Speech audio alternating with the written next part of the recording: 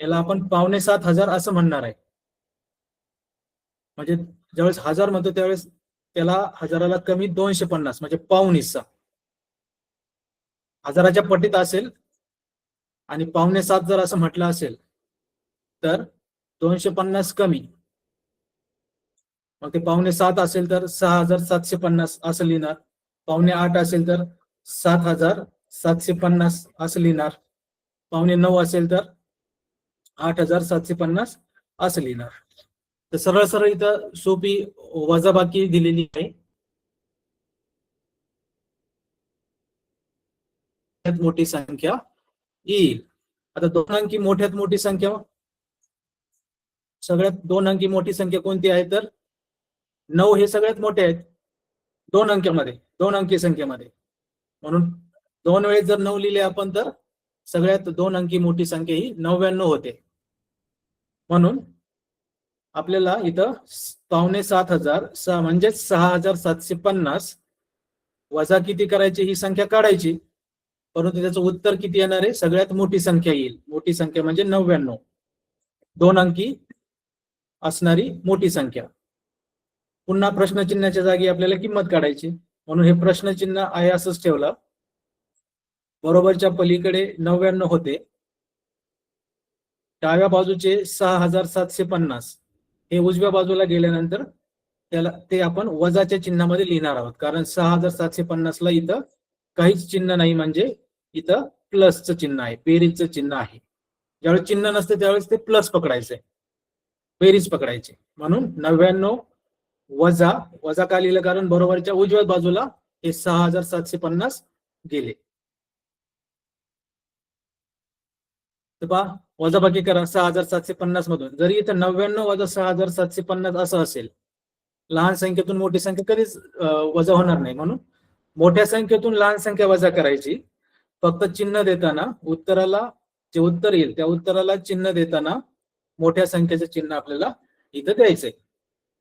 वजाबाकी केल्यानंतर किती येते तुम्ही सुद्धा करा वजाबाकी. 6,750 वजा 99, वजाबाकी आली 6,651. आता हे जे उत्तर आले, या उत्तराला कोणत्या संख्येचं चिन्ह देणार आहे आपण? ज्या 2 संख्यांची वजाबाकी केलेली आहे त्याच्यामध्ये 6,750 ही मोठी संख्या आहे, म्हणून त्याला जे चिन्ह आहे ते वजाचं आहे. म्हणजे पहा आता इथे डाव्या बाजूला सुद्धा प्रश्न चिन्हाला वजाचं चिन्ह आहे, कारण ते प्रश्न चिन्ह आपण वजाच्या चिन्हासहित इथं आहे तसंच घेतलेलं आहे डाव्या बाजूला. आणि उजव्या बाजूला सुद्धा वजाचं चिन्ह आहे.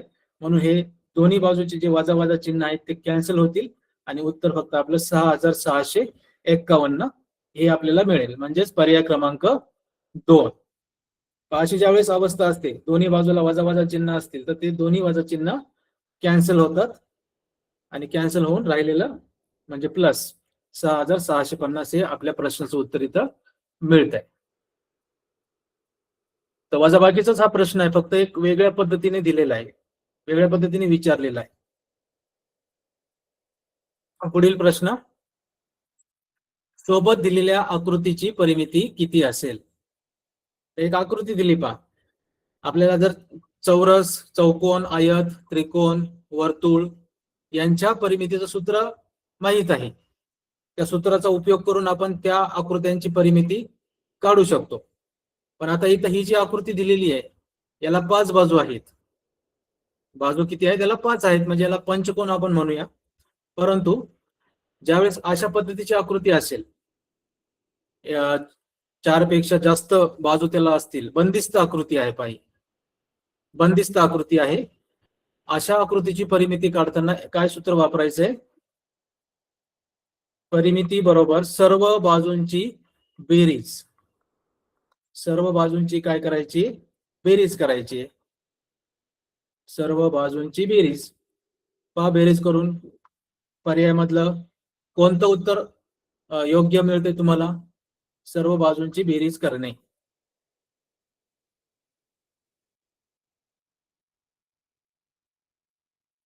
इथं बेरीज करताना सर्व बाजूंची जी लांबी दिलेली आहे सेंटीमीटर मध्ये दिलेली आहे. 1.6, 1.5, 1.8, 1.6, 1.7 या सगळ्या बाजूंची बेरीज आपल्याला इथे करायची. मग पॉईंटच्या खाली पॉईंट लिहिणं, ज्यावेळेस दशांश चिन्ह असते त्यावेळेस बेरीज करताना त्या दशांश चिन्हाच्या खाली दशांश चिन्ह लिहिणं आणि डाव्या बाजूची संख्या डाव्या बाजूला, उजव्या बाजूची संख्या उजव्या बाजूला, तरच तुमची बेरीज काय होणार आहे, बरोबर या ठिकाणी येणार आहे. या सगळ्यांची बेरीज केल्यानंतर पहा काय उत्तर भेटते आपल्याला.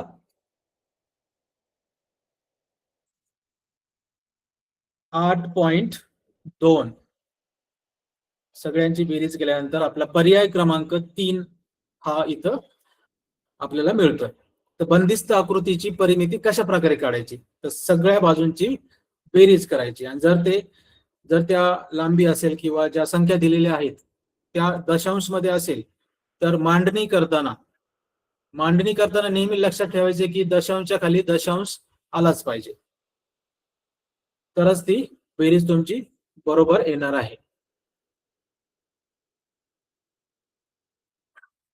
पुढील प्रश्न इथं भाजक बरोबर 105 भागाकार 4250 आणि बाकी 75 असेल तर भाज्य किती आहे.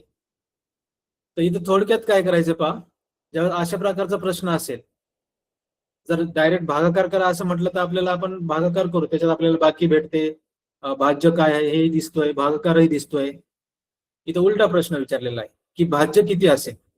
म्हणून अशा प्रकारचा प्रश्न सोडवताना या सूत्राचा वापर करायचा आहे. स्क्रीन समोर जे सूत्र दिसते तुम्हाला, भाजकाने भागाकाराला गुणायचंय आणि त्याच्यामध्ये बाकी ऍड करायची. आता भाजक किती आहे, इथं भाजक आहे 105, म्हणून भाजक लिहिला 105, त्याला कशाने गुणणार आहे, भागाकार किती आहे 4250. सूत्र लक्षात ठेवा. गुणल्याच्या नंतर त्याच्यात काय ऍड करणार आहे आपण, बाकी दिलेली आहे 75. या सगळ्यांचा आता गुणाकार पण आहे आणि भागाकार पण आहे. ज्यावेळेस मिक्स अशा प्रकारच्या क्रिया असतील त्यावेळेस सगळ्यात प्रथम गुणाकार. इथून मागच्या तासिकेत सुद्धा तुम्हाला सांगितलं होतं की जर अनेक प्रकारच्या क्रिया दिलेल्या असतील आणि सोडवायचं असेल तर सर्वप्रथम कंस सोडवणं, नंतर गुणाकार, नंतर भागाकार, नंतर गुणाकार, नंतर बेरीज आणि नंतर वजाबाकी, अशा पद्धतीने क्रिया करत जाणं, तरच तुम्हाला योग्य उत्तर मिळेल. म्हणून जर याचा गुणाकार प्रथम केल्यानंतर आणि त्याच्यात बाकी मिळवल्यानंतर आपल्याला जे उत्तर मिळतंय पर्याय क्रमांक 2, 4,46,325.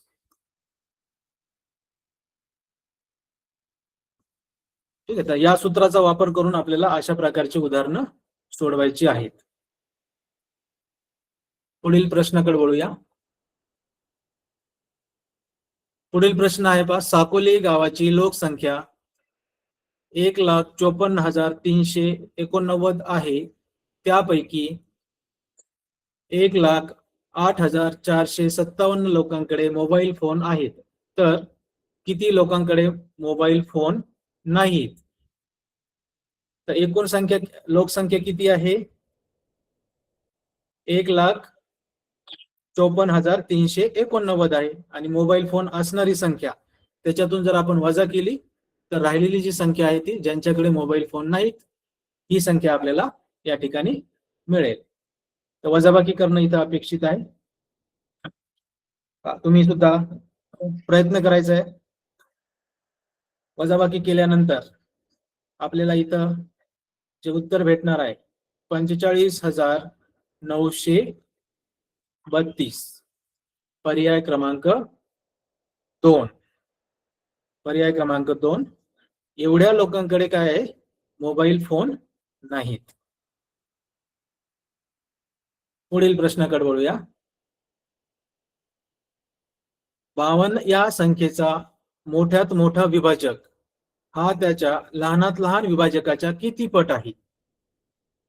आता 52 सर्वात मोठा विभाजक, जर आता 52चे विभाजक जर आपल्याला लिहायचे असतील, 52चे विभाजक आपल्याला लिहायचे, सगळ्यात कोणकोणत्या संख्येने त्याला पूर्ण भाग जातो त्याला आपण विभाजक म्हणतोय. मग 1 आहे, 2 ने जाईल.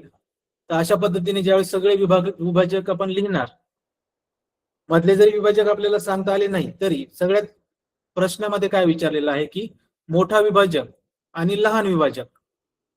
त्वरित प्रश्न सोडवण्यासाठी मधले विभाजक जरी नाही काढले, त्या प्रश्न काय विचारलाय त्याच्यावरती आपल्याला फोकस करणं गरजेचं आहे. लहान विभाजक हा 1 आहे आणि मोठा विभाजक हा 52च असणार आहे. म्हणून मोठा विभाजक हा त्याच्या लहानात लहान विभाजकाच्या किती पट आहे, म्हणून मोठा अगोदर घेतला आपण. मोठा लहान विभाजकाच्या किती पट आहे, लहान विभाजकाचे किती पट आहे, म्हणजे मोठा आहे आपल्याकडे 52 विभाजक. हे 2 टिंब म्हणजे भागाकार. मोठ्यास लहान, लहानास मोठं विचारलं तर लहान अगोदर येईल नंतर मोठं येईल. म्हणून इथे विचारलेलं आहे मोठ्यास लहान याच्या पटीत किती आहे, त्याला भागिले 1. याचं उत्तर काय येणार आहे 52.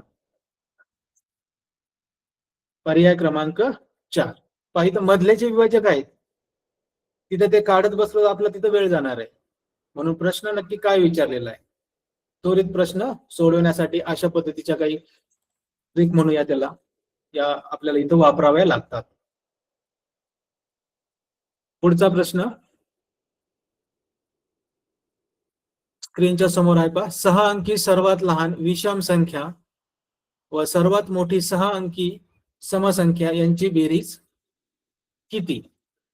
तर 6 अंकी सर्वात लहान विषम संख्या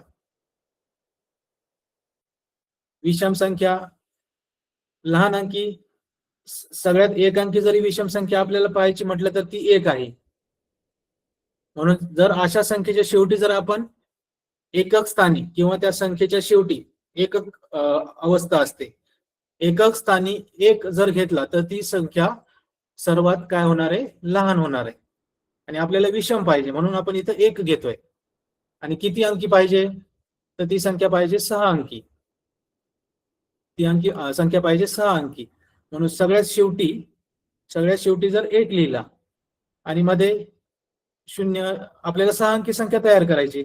म्हणून 1 2 3 4 5 आणि राहिलेला पुन्हा 1, कारण 1 पासून सुरुवात केली तर 1 ही सगळ्यात लहान संख्या आहे. म्हणून शेवट पण त्याचा 1 ने होईल, सुरुवात सुद्धा 1 ने होईल. मग मध्ये कोणत्या संख्या टाकणार आपण, लहान पाहिजे म्हणून आपण लहानातली लहान 0 टाकली. 0 सुरुवात केली तर अर्थातच त्या अगोदरच्या 0ला काही किंमत नाही. मधले 0 असतील किंवा संख्येच्या नंतरचे 0 असतील त्या 0ला किंमत आहे. आता मोठी संख्या, सर्वात मोठी समसंख्या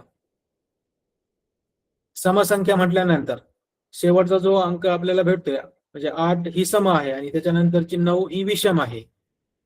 मग 9 ही विषम आहे, विषम नकोय, 8 पाहिजे आपल्याला. मग 8 ही समसंख्या जर आपण शेवटी लिहिली आणि आपल्याला इतर संख्या कोणत्या लिहायच्यात, मोठी संख्या बनवायची. मग मोठी संख्या बनवायची म्हणून आपण 9 पासून 1 2 3 4 5 आणि 6 मध्ये हे सर्व अंक आपण 9 टाकले. अशा पद्धतीने आपल्या ह्या 2 संख्या तयार झाल्या. एक झाली विषम 6 अंकी लहान संख्या, दुसरी झाली सम 6 अंकी समसंख्या. आणि यांची काय करायची बा, बेरीज करायची. तर बेरीज तुम्ही करणारच नेहमीप्रमाणे. बेरीज केल्यानंतर आपल्याला जी बेरीज या ठिकाणी भेटते, पर्याय क्रमांक 2, 10,99,999. पर्याय क्रमांक 2 या प्रश्नाचं उत्तर इथं मिळत आहे. थोडासा वेळ घालणारा हा प्रश्न आहे, परंतु सुटण्यासारखा आहे. की आपल्याला इथं हे लक्षात ठेवणं अपेक्षित आहे की लहान संख्या म्हणजे कशी तयार करायची किंवा मोठी संख्या कशी तयार करायची, समसंख्या काय आहेत, विषम संख्या काय आहेत, पुन्हा पुन्हा त्याच घटकांवरती फिरून वेगळ्या पद्धतीचे प्रश्न या ठिकाणी अशा पद्धतीचे विचारले जातात. पुढील प्रश्नाकडे वळूया. पुढीलपैकी सर्वात मोठी संख्या कोणती? पुढीलपैकी सर्वात मोठी संख्या कोणती? दशांशच्या स्वरूपातल्या ह्या संख्या आहेत. आता 0 पॉइंट अगोदरच्या शून्याला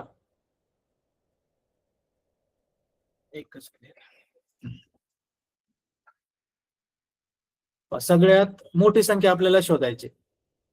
0.06 लहान आहे, शून्यापासून सुरुवात झाली, अर्थातच लहान आहे.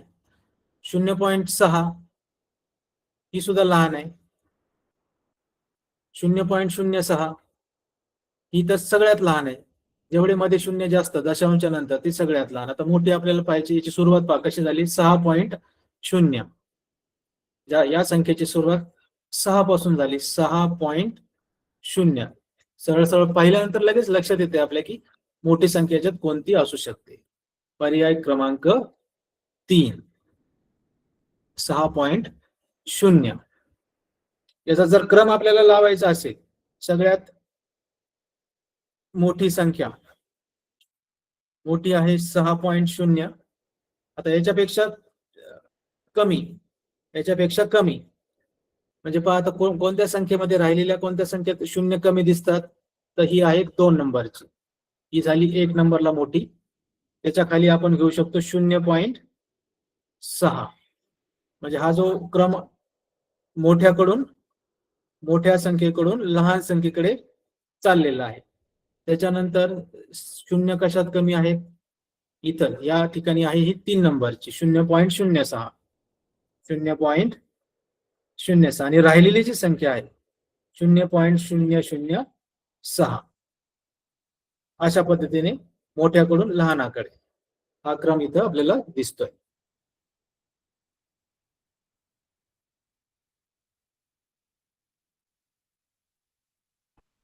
पुढील प्रश्न पहा. 2 समांतर रेषा परस्परांना टिंबटिंब असतात, कशा प्रकारे असतात? आता इथं समांतर रेषा ही उभी असू शकते, 2 समांतर उभ्या रेषा असू शकतात, किंवा 2 पेक्षा जास्त असू शकतात. परंतु इथं फक्त आपल्याला 2 म्हटलेलं आहे, म्हणून आडव्या देखील असू शकतात. मग या 2 समांतर आहेत. जसे पहा रेल्वेचा जो ट्रॅक असतो, रेल्वेचे जे रूळ असतात ते रूळ समांतर एकमेकाला कधी छेदत नाहीत किंवा त्यांचे 2 टोकं एकमेकांना कधीच मिळत नाहीत. जरी त्या कितीही लांब आपण वाढवल्या ते समांतरच जाणार. तर तशाच पद्धतीने ज्या 2 रेषा आहेत या कसं नाव दिलेलं इथं समांतर. म्हणून या 2 समांतर रेषा परस्परांना कधीही छेदत नाहीत. जसं रेल्वेचा ट्रॅक असतो, तो वाढत गेला, किती लांब वाढवला तरी तो कधीच छेदणार नाही. या रेषांवरचा हा प्रश्न इथं होता. पुढील प्रश्न पहा. आकृतीबंध दिलाय पहा इथं. 4, 9, 16 टिंबटिंब या आकृतीबंधातील पुढील 3 अंक कोणते? अंक शोधायचेत पहा. तर आपल्याला इथे विचार करायचा की या गाळलेल्या जागेवरती कोणते अंक येऊ शकतात. पुन्हा तुम्हाला दिलेले अंक कशा प्रकारे विचार करणार आहेत? सम आहे का? दिलेल्या अंकामध्ये काही विषम संख्या आहेत का? काही फरक आहे का? काही संख्या कोणाचे वर्ग आहेत का? या संख्या कशाचा घन आहे का? किंवा वर्गमूळ आहे का? या पद्धतीने जर तुम्ही विचार केला तर नक्कीच बरोबर उत्तराकडे तुम्ही जाणार. घनमूळ आहेत का? लगेच आपल्याला एक नजर टाकल्यानंतर लक्षात येते की 4, 9, 16 म्हणजे 4 2चा वर्ग 5, 2चा वर्ग किती आहे? 4.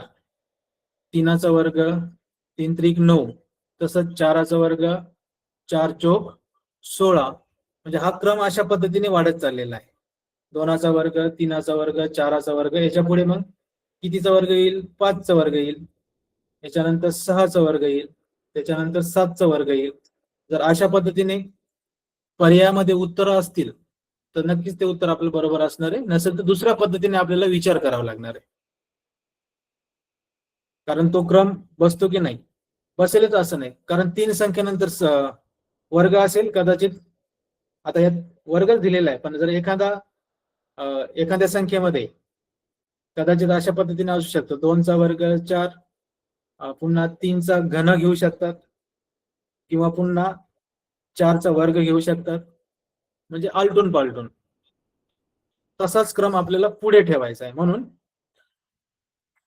आत्ताच्या याच्यामध्ये आपल्याला जो क्रम दिसतोय, 5 5 25, 5चा वर्ग 6 6 36, 6चा वर्ग आणि 7चा वर्ग किती, 7 7 49, म्हणजे 25 36 आणि 49.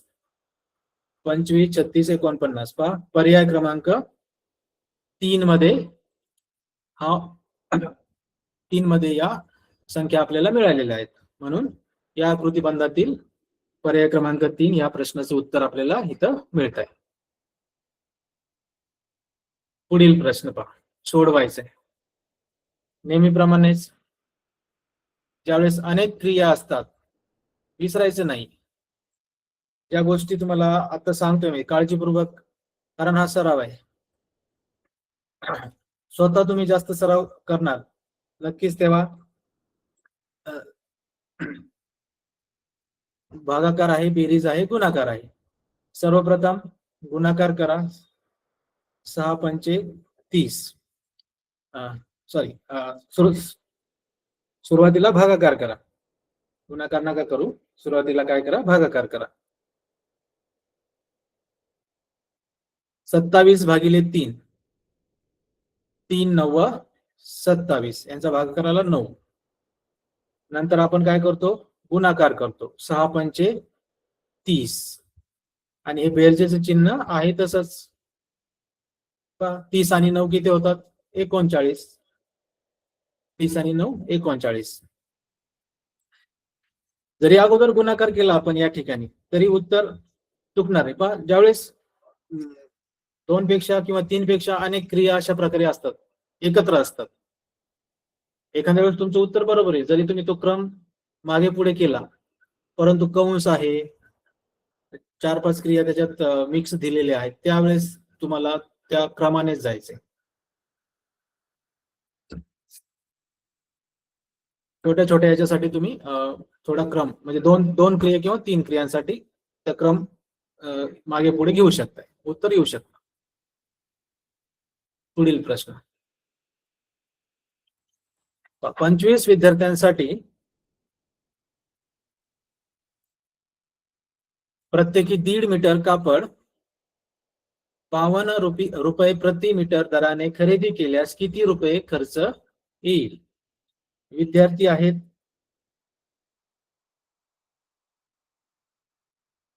आहेत 25, आणि एका विद्यार्थ्याला प्रत्येकी म्हटलंय पहा. प्रत्येकीचा अर्थ काय आहे की एका विद्यार्थ्याला किती मीटर कापड लागतंय? 1.5 मीटर कापड लागतंय. एका विद्यार्थ्याला कापड लागतंय 1.5 मीटर. 1.5 म्हणजे 1.5. या ठिकाणी अशा पद्धतीने शब्द दिलेला आहे, 1.5 अंकात न देता अक्षरी दिलाय. तर किती रुपये खर्च येईल? आणि ह्या 1.5 मीटर कापडाची जी किंमत आहे ती आहे 52 रुपये. आता आपल्याला एकूण कापड काढावं लागेल. एकूण कापड किती मीटर होत आहे? म्हणून आपण सुरुवातीला काय करणार, सगळ्यात प्रथम 25 आणि 1.5, 25 आणि 1.5 यांचा गुणाकार करणार, आणि हा गुणाकार केल्यानंतर गुणाकार करून पहा 25 आणि, आता अशा पद्धतीचा गुणाकार करत असताना हा जो दशांश जो आहे तो थोडा साईडला ठेवला तरी चालेल, दशांश नाही असं समजूया, आणि 25 गुणिले 15 याचाच गुणाकार करायचा, आणि येणाऱ्या उत्तरामध्ये उजव्या बाजूकडून किती अंकानंतर दशांश आहे? 1. म्हणून येणाऱ्या उत्तरामध्ये तुम्ही उजव्या बाजूकडून एक संख्या सोडून तो दशांश तिथं देऊ शकता. म्हणजे एक अंक सोडला, तिथं दशांश दिला आपण, 37.5. ही झाली कापडाची एकूण कापड मीटर मध्ये. 25 विद्यार्थ्यांना लागणारं कापड आहे 37.5 मीटर. म्हणून आता किती रुपये लागतील तर 1 मीटर आहे 1.5 मीटर आहे 52 रुपयांना. अशा पद्धतीने मांडणी करा. 1.5 मीटर 52 रुपयांना आहे तर 37.5 मीटर साठी किती रुपये लागतील. पुन्हा या तिरकस गुणाकाराच्या पद्धतीने म्हणजे 1.5 गुणुले प्रश्नचिन्ह बरोबर 37.5 गुणुले 52. पुन्हा प्रश्नचिन्ह एका बाजूला बरोबर यांचा गुणाकार करायचा आहे आणि त्याला 1.5 ने भागायचे. एवढी क्रिया केल्यानंतर तुम्हाला आपल्याला इथं किंमत मिळणार आहे. त्या कापडाला एकूण किती रुपये खर्च येईल आणि ते उत्तर येते आपलं पर्याय क्रमांक 1 1950. गुणाकार आणि भागाकार करून पहा 1950. तर अशा पद्धतीने तुम्ही अगोदर आपण एकूण कापड काढलं पाहिजे किती मीटर कापड होईल म्हणून 25 विद्यार्थी आणि 1.5 यांचा गुणाकार करून कापड किती मीटर झालं ते काढलं. एकूण कापड मिळालं आणि त्याला 52 रुपये 1.5 मीटर हे 52 रुपयाला आहे तर 37.5 मीटर याच्यासाठी किती किंमत होईल अशा पद्धतीने मांडणी करून पुढची क्रिया केलेली आहे. पुढील प्रश्न एका पाण्याच्या टाकीची धारकता 140 लिटर आहे. धारकता म्हणजे त्याची क्षमता. एका पाण्याच्या टाकीमध्ये किती पाणी बसतंय 140 लिटर. त्या टाकीचा 4/7 भाग पाण्याने भरलेला आहे. ती टाकी पाण्याने पूर्ण भरण्यासाठी आणखी किती लिटर पाणी लागेल. टाकीची क्षमता किती आहे टाकीची क्षमता आहे 140 लिटर आणि टाकीचा किती भाग भरलेला आहे 4/7 भाग पाण्याने भरलेला आहे. आता हा जो भाग इथं दिलेला आहे अपूर्णांकामध्ये दिलेला आहे. असं नाही म्हटलं की इथं टाकी 50 लिटर भरलेली आहे 60 लिटर भरलेली आहे किंवा 100 लिटर भरलेली आहे. म्हणून अगोदर आपल्याला या ठिकाणी टाकी किती लिटर भरलेली आहे लिटर मध्ये आधी काढावं लागणार आहे. म्हणून 140च्या किती भाग भरलेला आहे टाकीचा 4/7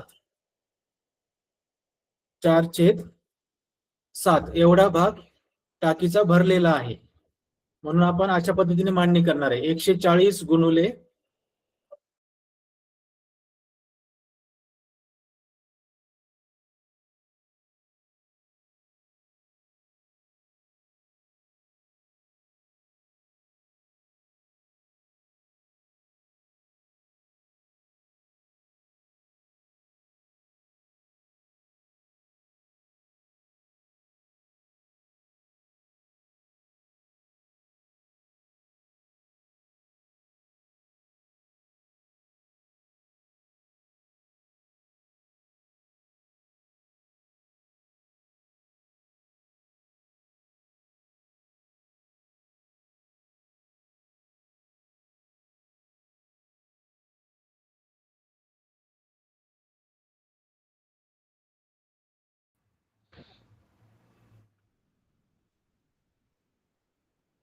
आवाज येतोय का सर?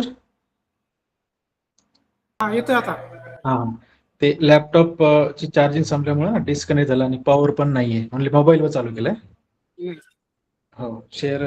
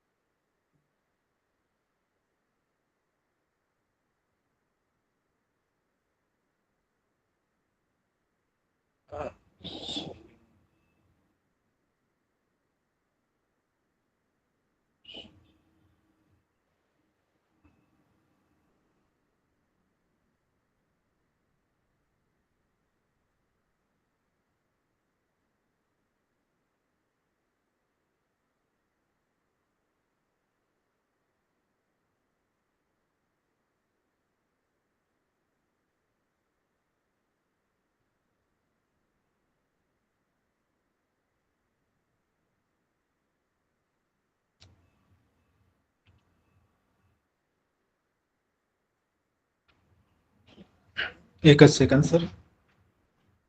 हो दे खाली.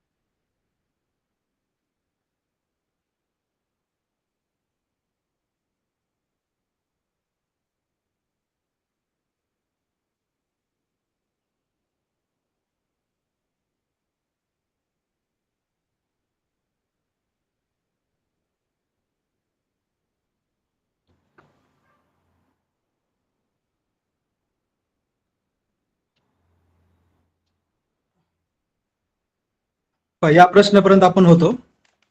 काही कारणास्तव आपलं डिस्कनेक्ट झालं होतं.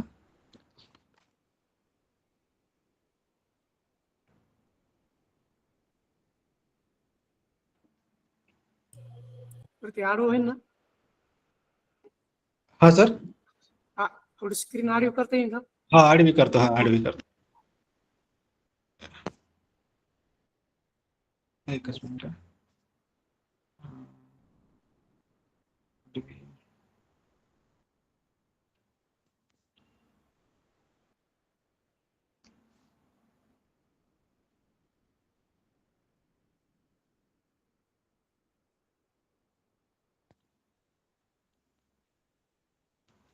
हा.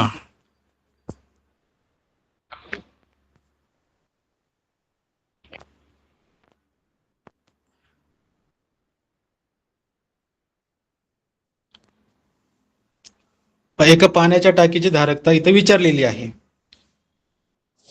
तर 140 लिटर 140च्या 4/7 हा जो भाग आहे त्याला गुणल्यानंतर 140ला 7 ने भाग द्यायचा आहे.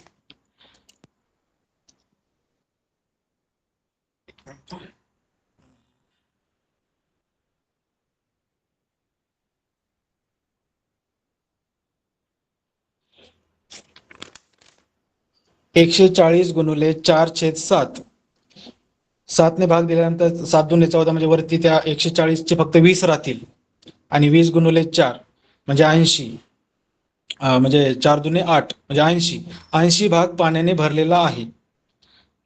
जर 80 भाग हा पाण्याने भरलेला आहे म्हणजे 80 लिटर पाणी त्या टाकीत आहे. किती पैकी? 140 पैकी. मग त्या 140 मधून आपण 80 वजा करणार आणि 80 वजा केल्यानंतर आपल्याला 60 हा पर्याय इथं भेटणार आहे.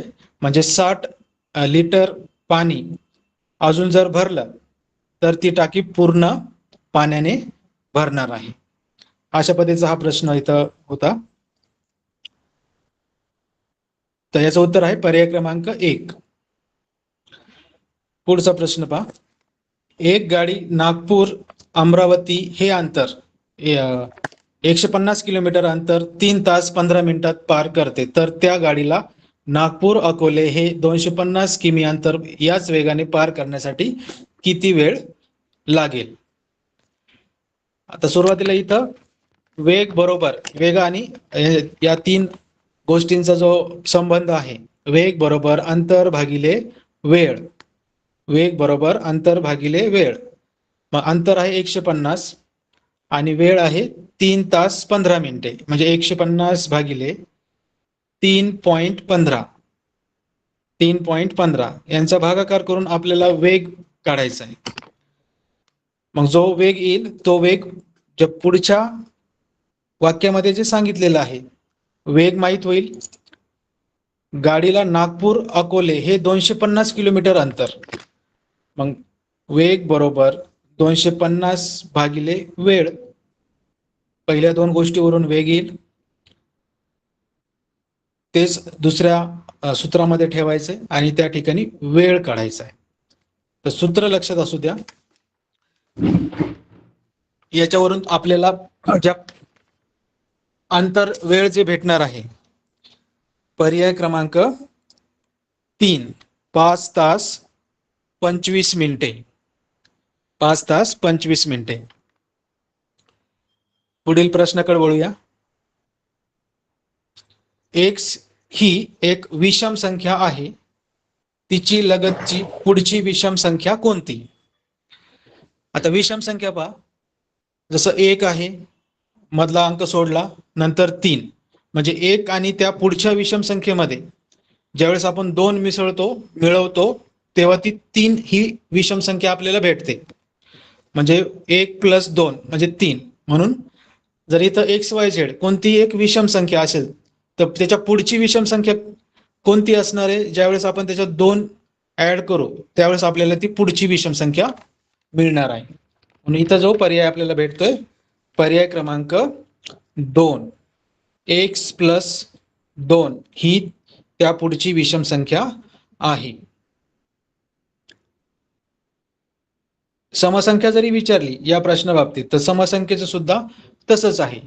जर 2 3 सोडला आणि 4 ही विषम संख्या आहे, म्हणजे 2 + 2 4 आपल्याला मिळेल, म्हणजे पुढची समसंख्या.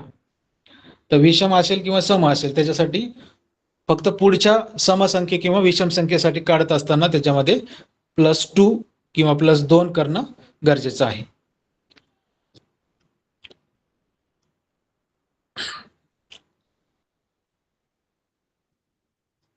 पुढील प्रश्न पहा. पुढील पैकी कोणत्या संख्येस 5 6 7 या संख्यांनी भागल्यास बाकी 4 उरते? म्हणजे 5 ने सुद्धा बाकी 4च उरायला पाहिजे, 6 ने जर भागलं तर बाकी 4च उरायला पाहिजे आणि 7 या संख्येने सुद्धा भागलं तर बाकी 4च उरायला पाहिजे. अशी या 4 पर्यायापैकी एक संख्या कोणती आहे? तर सरळ सरळ थोडक्यात भागाकार करून पाहायचं आहे आणि तोंडी उत्तर आपल्याला इथं मिळणारच आहे. तर तुम्ही जर भागाकार केला साधारणतः तर आपल्याला इथे पर्याय क्रमांक 2 214 ही अशी संख्या आहे की त्याला भागल्यानंतर 5 ने भागल्यानंतर, 6 ने भागल्यानंतर आणि 7 ने भागल्यानंतर जसं जे उत्तर किती आहे ते अपेक्षित नाही, त्याची बाकी किती उरते? बाकी 4 उरते. पर्याय क्रमांक 2. पुढील प्रश्न.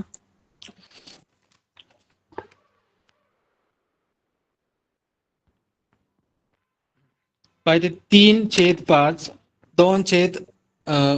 3/2 3/8 आणि 3/7 या अपूर्णांकांची उतरत्या क्रमाने मांडणी केली असता सर्वात मोठा अपूर्णांक व सर्वात लहान अपूर्णांक यांच्यामधील फरक किती?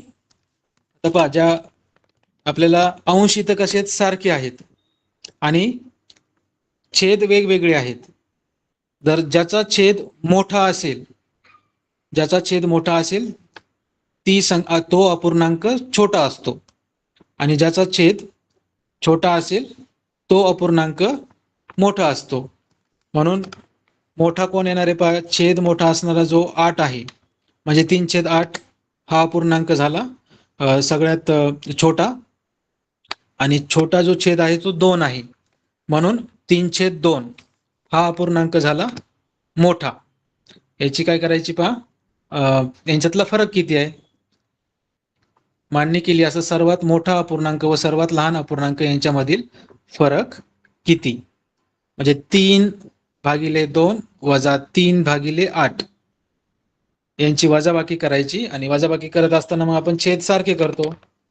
तिरकस गुणाकार करा किंवा जसं आपण 2 ने छेदाला 3/2 जो छेद 2 आहे त्या 2 याला 8 ने गुणणार, 2×8 16 आणि त्या 8 ला 2 ने गुणणार म्हणजे दोघांचेही छेद काय होणार आहे 16 होणार आहे. ज्या संख्येने खाली छेदाला गुणलं त्याच संख्येने वरती अंशाला गुणायचंय. आता ही क्रिया केल्यानंतर जे उत्तर आपल्याला मिळणार आहे पर्याय क्रमांक पहा 1 18/16 कारण खाली 16 हे तर आलंच आहे. वरचा गुणाकार हा किती येतोय कारण कुठल्याही पर्यायामध्ये 16 हा ऑप्शन नाहीये छेदाच्या स्थानी म्हणून पूर्ण सोडवायलाच पाहिजे. अशा पद्धतीचे गणित सोडवले हरकत नाही. परंतु जर आपल्याला लगेच उत्तर पाहिजे असेल तर आपल्याला छेद 16 असणारा पर्याय कोणता आहे 1 नंबरचा. म्हणून पर्याय क्रमांक 1 या प्रश्नाचं उत्तर इथं मिळतंय आपल्याला. पुढील प्रश्न सोडवायचंय. पुन्हा मिक्स प्रकारच्या क्रिया या ठिकाणी दिलेल्या आहेत. बेरीज आहे, वजाबाकी आहे, पुन्हा वजाबाकी आहे आणि कंस सुद्धा दिलेला आहे. म्हणजे सगळ्यात प्रथम आपण कंस सोडवणार आहोत. मग कंसातली क्रिया कोणती अगोदर करायची? बेरीज करायची का वजाबाकी करायची? तर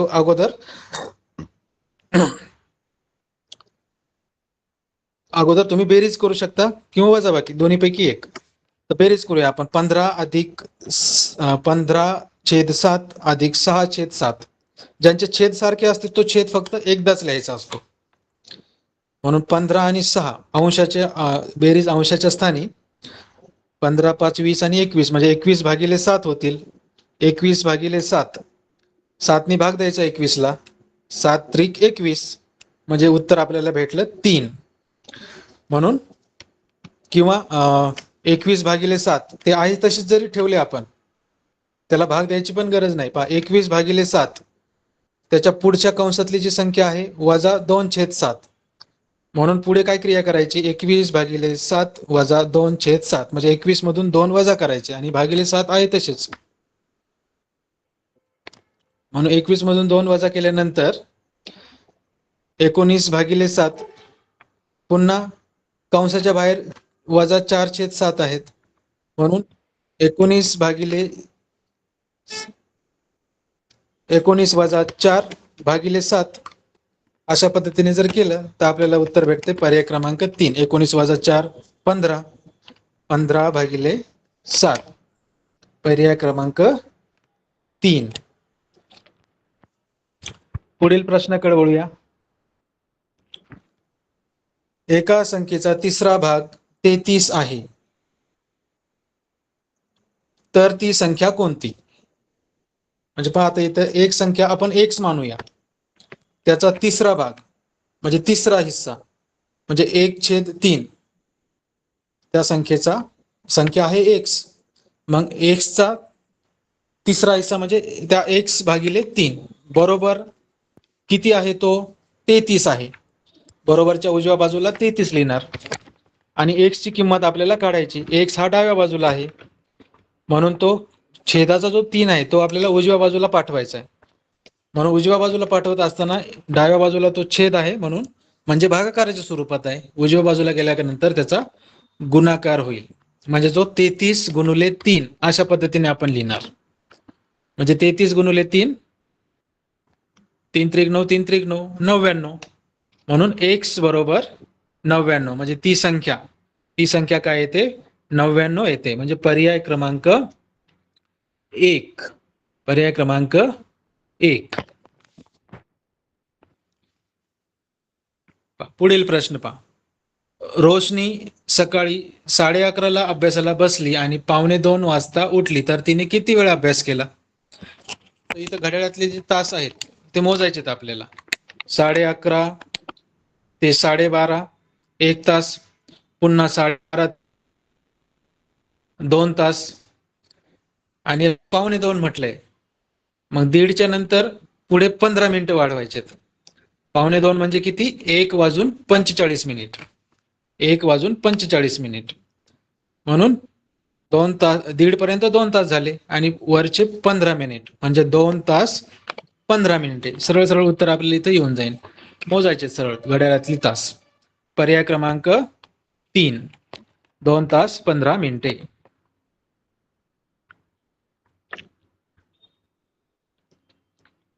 पाच शतक, पुढचा प्रश्न, 5 शतक अधिक 3 दशक अधिक 7 दशांश अधिक 8 शतांश बरोबर किती? तर इथं संख्या न देता त्या अक्षरी नाव दिले 5 शतक. मग शतक म्हटल्यानंतर 5 शतक म्हटल्यानंतर आपण शतकामध्ये म्हणजे 100 असते, म्हणजे किती शून्य लावणार आहे त्या 5च्या समोर? 2 शून्य.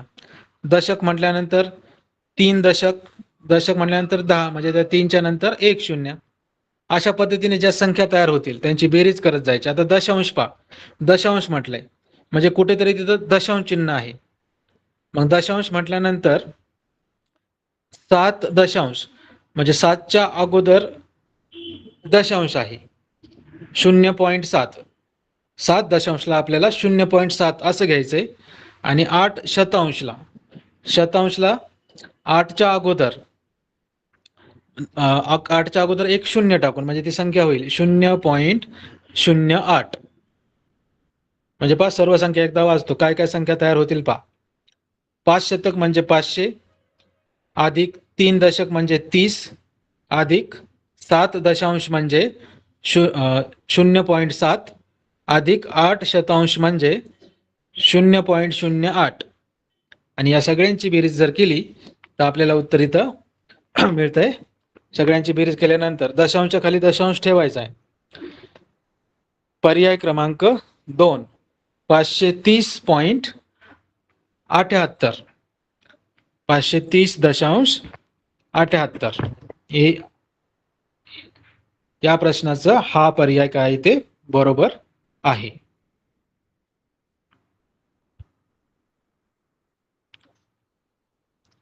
पुढील प्रश्न पहा.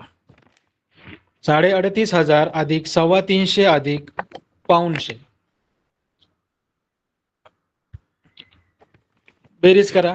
फक्त आकडे अक्षरी दिलेला आहे. 3,3500 325 म्हणजे 315 325.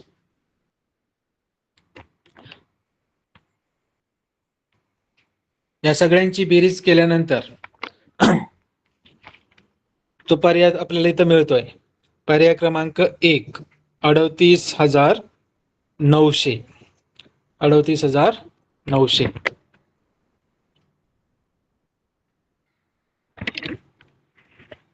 पुढील प्रश्न पहा. कोजागिरी पौर्णिमेसाठी 500 मिलीच्या 12 पिशव्या दूध आणले तर एकूण किती लिटर आणले? आता इथं लिटर मध्ये विचारलेलं आहे, परंतु देताना 500 मिली दिलेलं आहे. तर याचं रूपांतर पहा कसं असतंय. 1000 मिली म्हणजे 1 लिटर.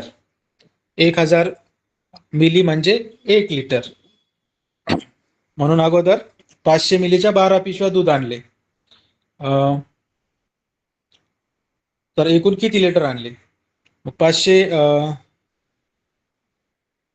पिशवी, एका पिशवीची मध्ये किती लिटर ml बसते पहा. ml म्हणजे मिली, 500 मिली बसते.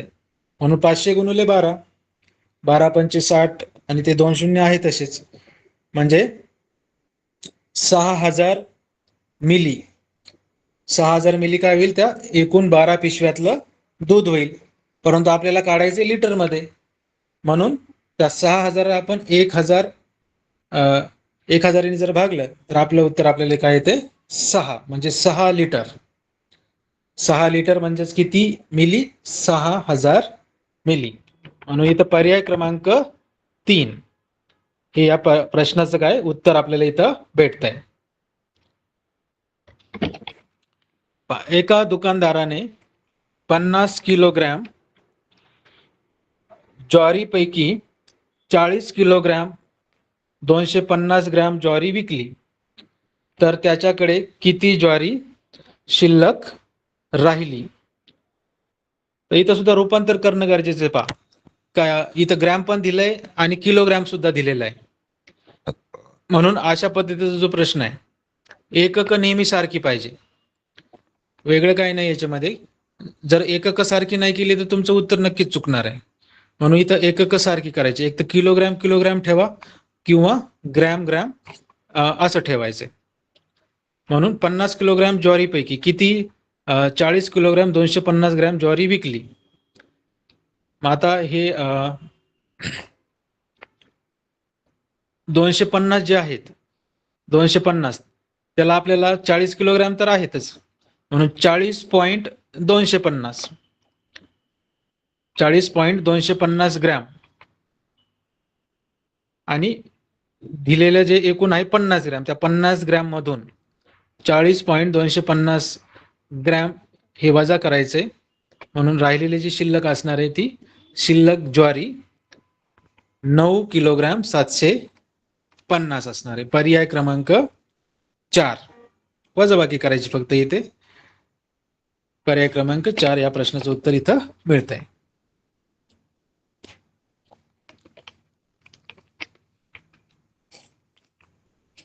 पुढील प्रश्न काय सांगतोय पहा, 18 गुणिले 4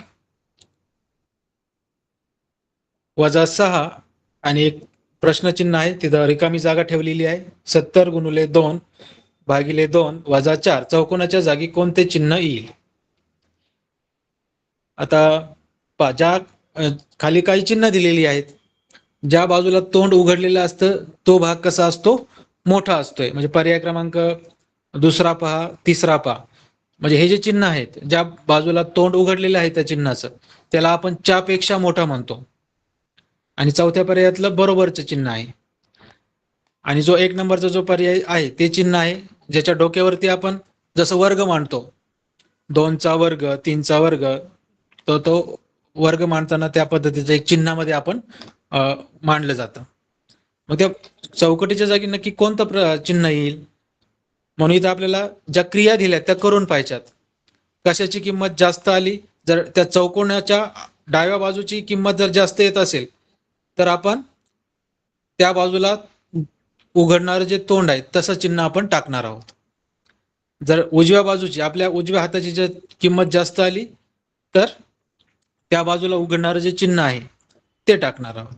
आणि दोन्ही जर सारखं आलं, दोन्ही किमती सारख्या आल्या, चौकटीच्या डावी बाजू आणि उजवी बाजू, तर आपण बरोबरचं चिन्ह टाकणार आहोत. तर क्रिया करून पहा, दिलेल्या क्रमानुसार जो क्रम तुम्हाला सांगितलेला आहे त्या पद्धतीने क्रिया केल्यानंतर तर दोन्ही उत्तर कशी येतात? ते बरोबर येत आहेत. म्हणून त्या चौकटीच्या डाव्या बाजूचं उत्तर आणि उजव्या बाजूचं उत्तर हे सारखं येत आहे, म्हणून त्या ठिकाणी आपल्याला बरोबरचं चिन्ह टाकायचे. पर्याय क्रमांक 4.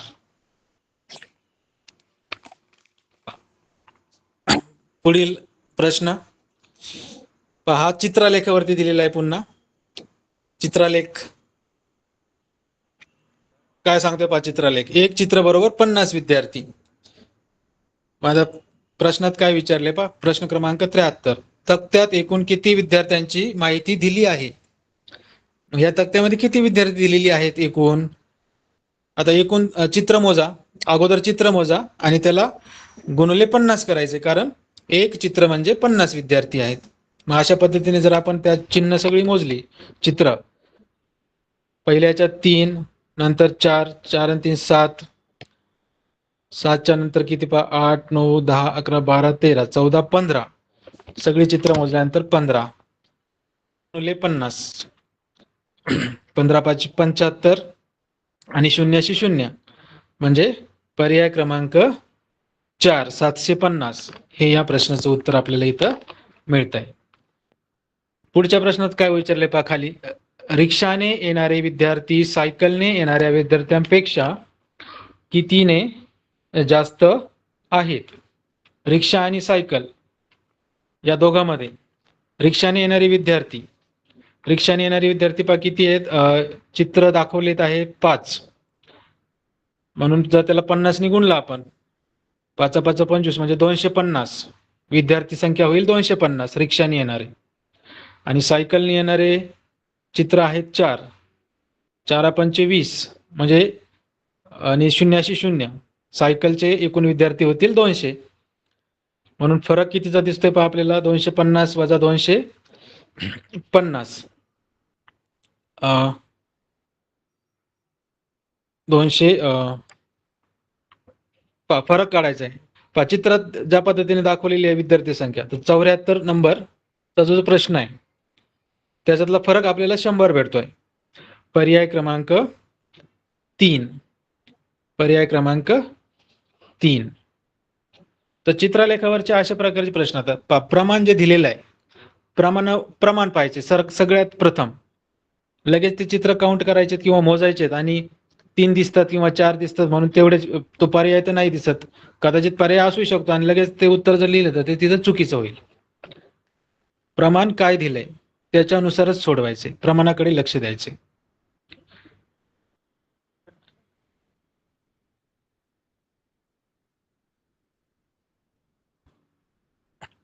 ठीक आहे, तर आजच्या तासिकेचे हे सराव प्रश्न आपण सोडून घेतलेले आहेत. नक्कीच अपेक्षा करतो की तुम्हाला या सरावाचा येणाऱ्या परीक्षेसाठी फायदा तर होईलच.